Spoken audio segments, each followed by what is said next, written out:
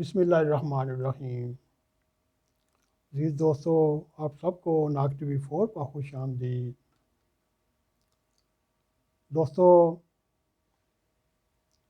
آج کا دن پاکستان کے لیے اور اس کی عوام کے لیے دکھ بھرا اور درد سے بھرپور دن ہے۔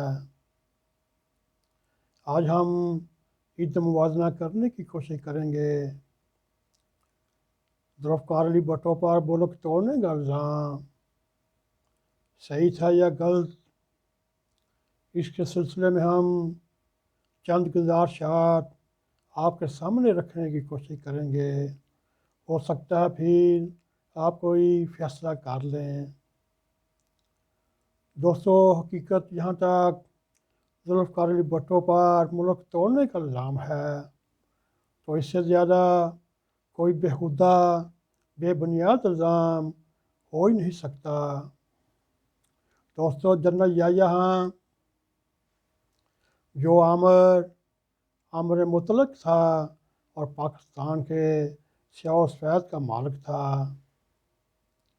اگر اقتدار شیخ مجیب کے حوالے کرنا چاہتا تو اسے کون روک سکتا تھا؟ وہ تو ڈھاکہ میں فوجی شکست کے بعد بھی اقتدار سے علیحدہ ہونے کو تیار نہیں تھا۔ جہاں تک مجیب کے ساتھ مذاکرات کا تعلق ہے تو انتخابی نتائج کے تحت شیخ مجیب الرحمن اکیلے اپنے ذکر 6 نکات کی بنیاد پر بھی پاکستان کا آئین بنا سکتا تھا، جو ایک مستقل دستاویزات ہوتی تو بھٹو کا یہ موقف بھی بجا تھا کہ مغربی پاکستان میں چونکہ مجیب کا ایک بھی کینڈیڈیٹ یا نمائندہ کامیاب نہیں ہوا اور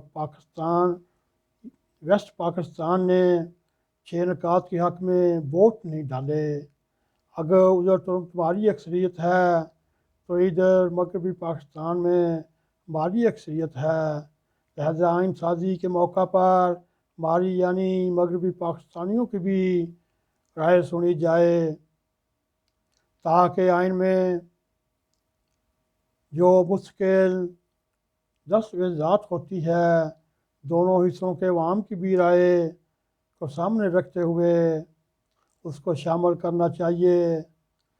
یہ تھی دوستو جو بنگلہ دیش بننے سے لے کر آج تک بھٹو کے سر پہ یہ الزام لگایا جاتا ہے، ادھر ہم ادھر تم کی حقیقت، جسے آج ذوالفقار علی بھٹو کے خلاف غداری کی چارج شیٹ کے طور پر پیش کیا جاتا ہے۔ دوستو، سقوط ڈھاکہ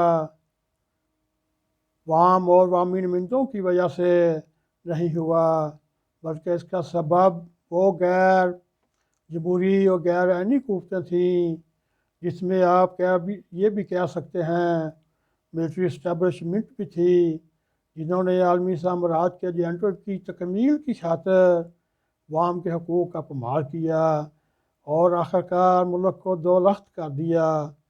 اور دوستو، آج بنگلہ دیش کو بنے ہوئے 50 سال ہو گئے، وہ اپنی 50ویں سالگرہ مناتے ہوئے اپنے ملک کو انہوں نے 50 ارب ڈالر کی تجارت دی اور 40 ارب ڈالر کے قریب زر مبادلہ دیا۔ اس کے سامنے ہم نے پاکستان کو کیا دیا سوائے بھیک مانگنا، خیرات لینا اور IMF کی تلخ سے تلخ شرائط مانتے ہوئے پاکستان کو گروی رکھنے کی کوشش کرنا۔ دوستو، یہ ہے، ہم بھی دکھی ہیں پاکستان کی یہ حالت دیکھ کر اور بنگالی بھی خوش ہیں اپنے بنگلہ دیش کی حالت دیکھ کر۔ دوستو، یہ تھا ایک مختصر سا موازنہ ذوالفقار علی بھٹو اور سقوط ڈھاکہ یا سقوط مشرقی پاکستان۔ اصل حقائق یہ ہیں، کیونکہ مضمون تو بہت لمبا ہو سکتا ہے، ہم نے اپنے ناظرین کے سامنے کوشش کی ہے کہ تھوڑا مگر مفصل مضمون رکھیں۔ امید ہے آپ کو ہمارا یہ بھی مضمون پسند آئے گا، اور اگر آپ کو پسند آئے اس کو لائک بھی کریں، شیئر بھی کریں، اور کمنٹ سیکشن میں جا کے اپنا نظارہ خیال کرتے ہوئے راگ TV4 کو سبسکرائب کرتے ہوئے بیل آئیکن کو پریس کریں تاکہ ہماری تازہ تازہ ویڈیو آپ تک پہنچتی رہیں۔ اسی کے ساتھ ہمیں اجازت دیں۔ السلام علیکم ورحمۃ اللہ وبرکاتہ۔